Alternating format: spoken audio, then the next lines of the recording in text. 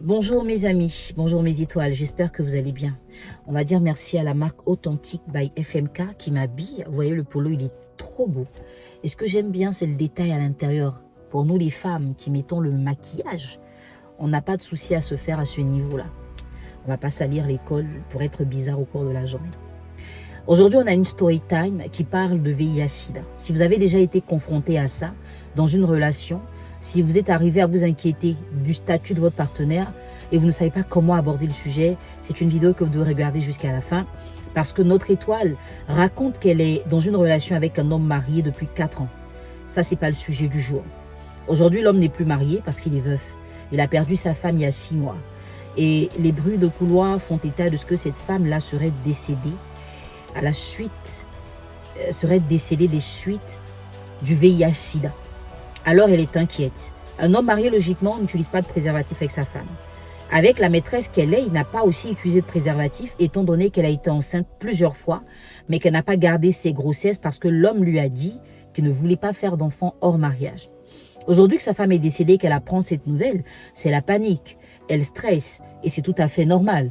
Même quand on a un ex qui décède et qu'on se dit que c'est du VIH-Sida, on a un peu peur parce qu'aujourd'hui, les gens ne se préservent pas pour éviter la grossesse. Ce n'est pas forcément à cause des maladies. Donc les gens ont plus peur des grossesses même que de cette maladie-là. Du coup, elle ne sait pas comment aborder la question avec son partenaire. Et c'est là que moi, j'ai un problème avec notre étoile. On n'a peut-être pas pris de précautions, on a fait une erreur, ça arrive à tout le monde. Mais de là à dire, je ne sais pas comment aborder une question qui concerne ma vie, qui concerne un danger qui guette ma vie, moi je me demande pourquoi. Qu'est-ce qui fait qu'on ne peut pas parler de ça avec cet homme? Mais on va aller plus loin pour que vous puissiez comprendre. Je ne sais même pas si ma vidéo va servir à notre étoile. Parce que si malheureusement les choses sont déjà faites, cette vidéo ne servira à rien. Ça va peut-être l'aider à comprendre pourquoi elle n'aurait pas dû faire. Et ça va sûrement aider d'autres femmes qui peut-être comme elle veulent se lancer dans des relations sans avoir de personnalité. Le 9 octobre, samedi, j'organise 2 conférences avec 2 thèmes. La confiance en soi de 11h à 13h et l'autonomie financière de 14h à 16h. Mais en fait, ce sont les sujets que vous n'aimez pas. Parce qu'on n'est pas en train de parler de comment rendre un homme fou au lit. Et comme je le dis dans mon livre, ce que je pense des femmes, on ne peut pas rendre un homme fou si on ne peut même pas être développé personnellement. Il ne s'agit pas de séduire un homme une nuit, mais c'est d'être une séduction pour la vie. Et quand on fait des conférences pour vous apprendre ce que vous devez savoir sur vous, pour vous développer personnellement et atteindre un certain niveau, parce qu'il n'y a pas de sexe, il n'y a pas d'astuce pour envoûter, pour caler un homme, pour le bloquer, vous ne vous sentez pas concerné. Jusqu'à ce que vous ayez un problème, pour réveiller des gens des fois à 1h, 2h du matin en pleurs, j'ai des problèmes, il faut m'aider. Et moi je vous dis toujours, quand vous faites ça, je ne répondrai pas. Parce qu'on ne peut pas être un médecin après la mort. Je prendrai le temps de dormir et de me réveiller et d'écouter enfin votre préoccupation. Voici une femme qui arrête les préservatifs avec un homme sans avoir pris la précaution de savoir si cet homme est sain. Le truc, c'est qu'il ne faut pas développer des valeurs en face des hommes qui n'ont pas d'argent et puis les perdre en face de ceux qui ont de l'argent. Parce que je suis sûre que la plupart des femmes en relation avec des hommes qui n'ont pas d'argent, même si cet homme l'a dit à la fille, je vais te présenter à ma mère, mais s'il te plaît, retire le piercing que tu as sur la langue. Elle va commencer à non, moi je suis comme ça. Soit tu m'acceptes comme ça, soit tu me laisses. Je ne peux pas me dénaturer pour ta mère et tout. Mais si c'est un homme qui a beaucoup d'argent et qui lui dit on arrête tes préservatifs, elle risque de ne même pas demander pourquoi. Elle ne prendra aucune précaution parce qu'il a de l'argent. Certaines femmes perdent leur principe parce qu'elles se disent que si j'insiste, il va partir et s'il part, j'aurai perdu. Écoutez, votre vie vaut mieux qu'une relation amoureuse. Votre vie vaut mieux que tout ce qu'un homme peut vous donner. Parce que si vous n'êtes pas en vie, ce qu'il propose ne sert à rien. C'est ça qui est la vérité en fait. On n'arrête pas les préservatifs avec l'homme parce qu'il a demandé. Une femme qui arrête des préservatifs doit se sentir en sécurité. Elle doit développer des sentiments. Mais en plus, elle doit voir dans cette relation un avenir. Mais si on voit un avenir quelque part, on ne le sacrifie pas en prenant le risque de ne pas se préserver avec quelqu'un dont on ignore le statut médical. Certains hommes vont vous piéger des fois et vont vous dire eux-mêmes qu'ils veulent que vous fassiez un test de dépistage. Mais chacun va faire son test là où il veut.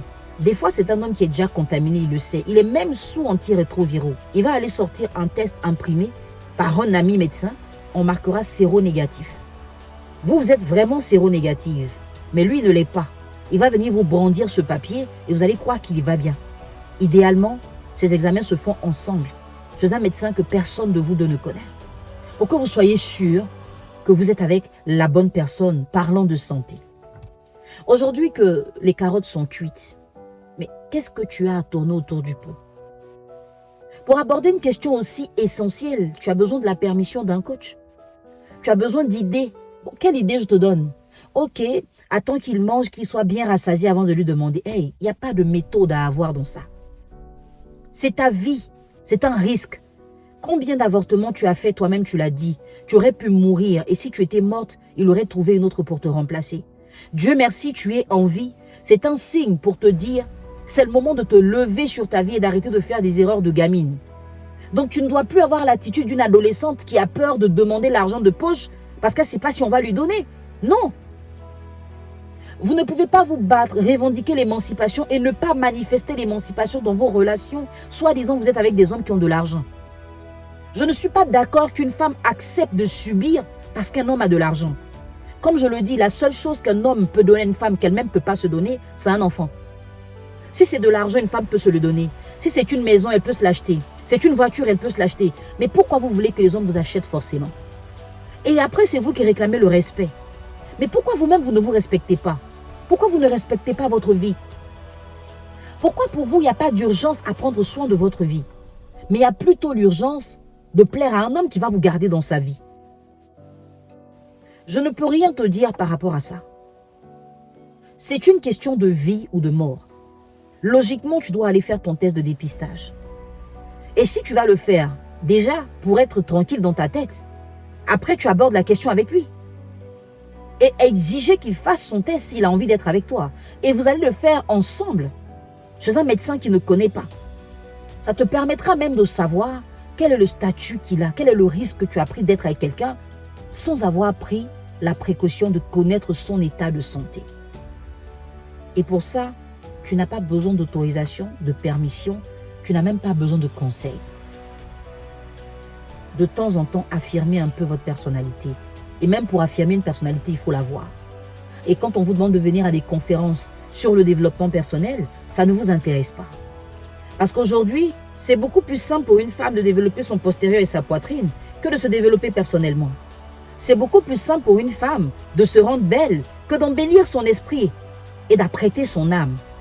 Mais comment vous voulez éviter de vivre des problèmes liés à l'esprit alors que vous ne le développez pas? Si un homme est capable de vous dire on arrête les préservatifs sans que vous n'ayez placé un mot, sans que vous ne vous soyez opposé, ça veut dire que vous n'avez pas de personnalité. Mais qu'est-ce qu'un homme fait avec une femme qui n'a pas de personnalité, entre nous? Si c'est pour le sexe, il y a des vendeuses de sexe qui sont là. Si c'est pour des rapports sexuels, il y en a plein qui sont là. Est-ce que vous pensez qu'un homme a besoin d'une femme qu'il voit régulièrement juste pour du sexe? Non. Si vous avez envie d'atteindre un certain niveau dans une relation, vous devez élever le niveau de votre vie. Et ne pas être en train de poser des questions comme ça. Parce que déjà même le fait d'avoir peur d'aller parler à cet homme, ça lui montre clairement que vous n'êtes rien. Ça lui montre clairement que vous ne vous donnez aucune valeur. Mais quand il s'agit de faire la pipelette dans la vie des autres, mais non, il y a trop de stratégies. Vous savez où commencer, où terminer. Vous savez comment aborder, comment convaincre, comment rassurer.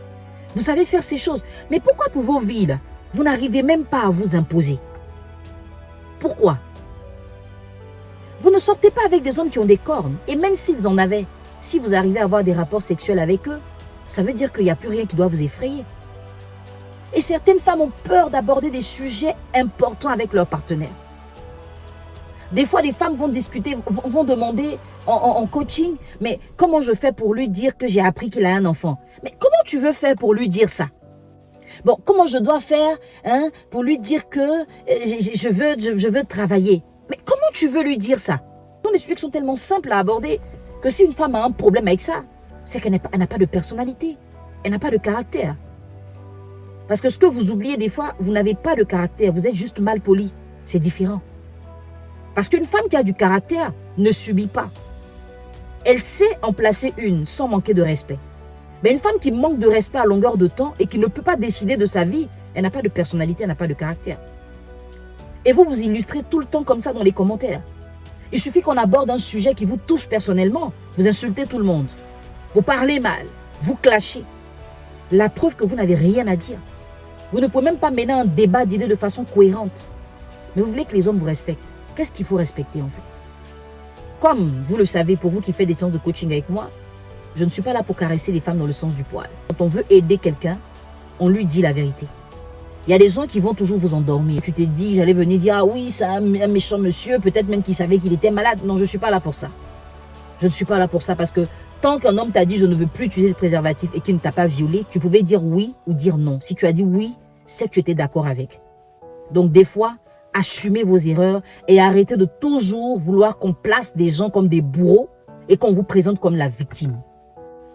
À partir de cette vidéo-là, reprends ta vie en main. Et tu sais très bien comment le faire.